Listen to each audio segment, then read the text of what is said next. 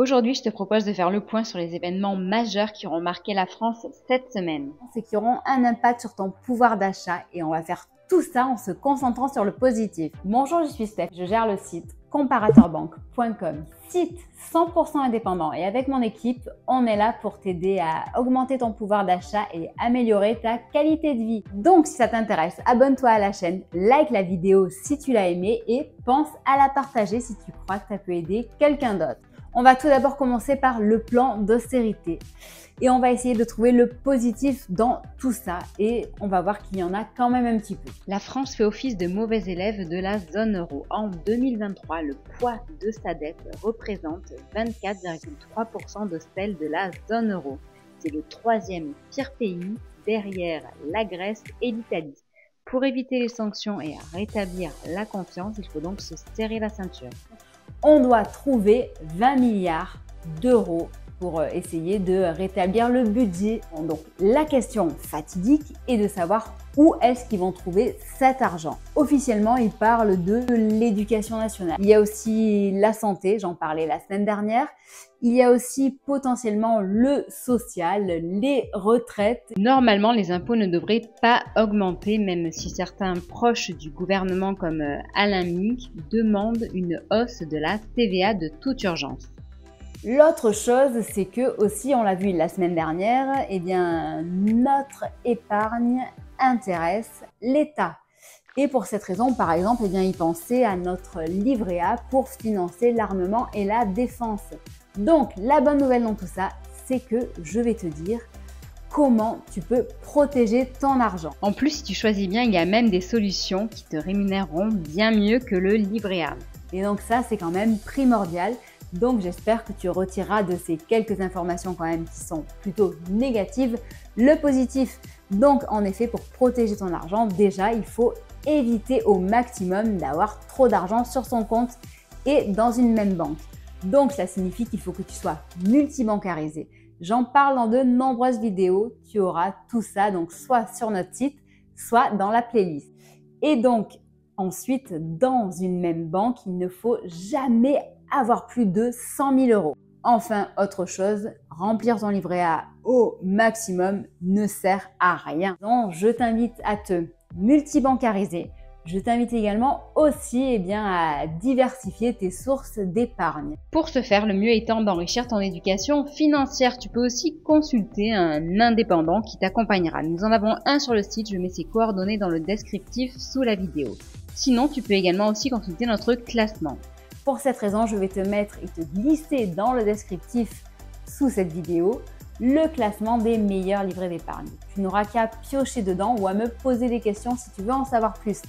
Le deuxième sujet, ça concerne l'immobilier. Donc, comme tu le sais, de nouveau, on est en crise. Difficulté à se loger pour les locataires, difficulté à concrétiser de nouveaux projets car le crédit est freiné et report de livraison pour les logements neufs puisque les travaux ont du retard. Et la bonne nouvelle de nouveau, puisque aujourd'hui on se concentre sur le positif, c'est que ça y est, les banques se remettent à prêter de l'argent. Donc, elles ont certainement été un petit peu poussées par l'État puisque tu le sais peut-être, mais quand la construction va, tout va. En effet, le secteur de l'immobilier est vraiment un pilier majeur de l'économie d'un pays.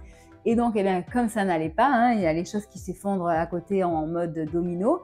Donc, les banques se remettent à prêter. Les taux redeviennent à peu près, du moins ils baissent un petit peu, j'allais dire normaux, mais non.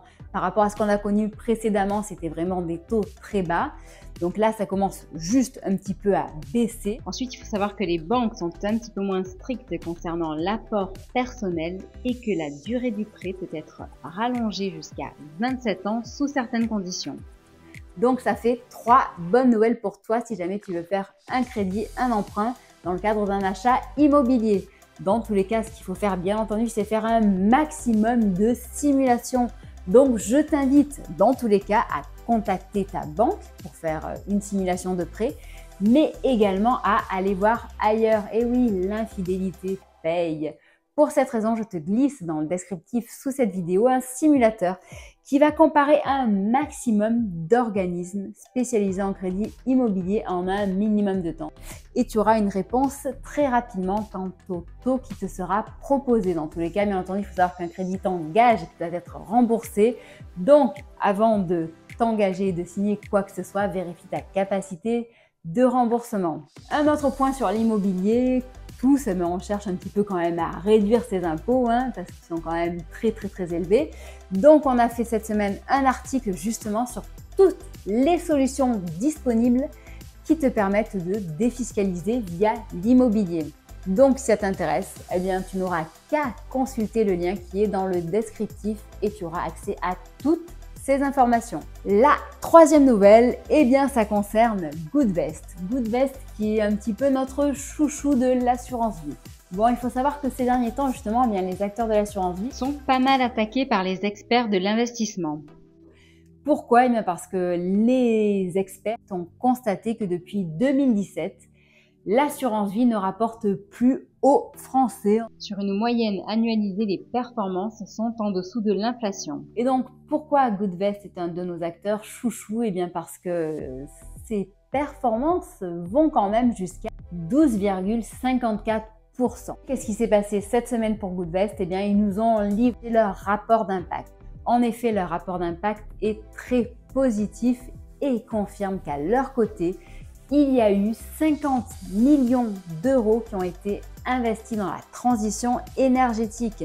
Donc, on est bel et bien dans de l'épargne verte. Et la bonne nouvelle, c'est que comme la transition énergétique a la cote, cela en fait un investissement rentable. Donc, on est sur de l'investissement responsable et performant. Si tu veux en savoir plus à propos de Goodvest, eh bien, je te glisse dans le descriptif un lien que tu pourras utiliser. Et d'ailleurs, si tu mets le code comparateur dans ton formulaire d'inscription, si jamais tu décides d'investir à leur côté, après avoir fait tes propres recherches, eh bien, tu pourras profiter de jusqu'à 500 € de remise sur les frais de Goodvest, en sachant que ces frais sont déjà bien inférieurs à ceux d'une banque traditionnelle. Je me permets de te rappeler que tout ce que je fais dans cette vidéo ne sont pas des conseils en investissement, mais juste un partage d'informations.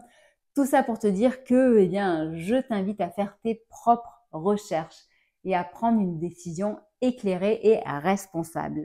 La dernière grosse nouveauté, eh bien, ça va concerner le secteur des cryptos. Et oui, c'est la folie des cryptos en ce moment.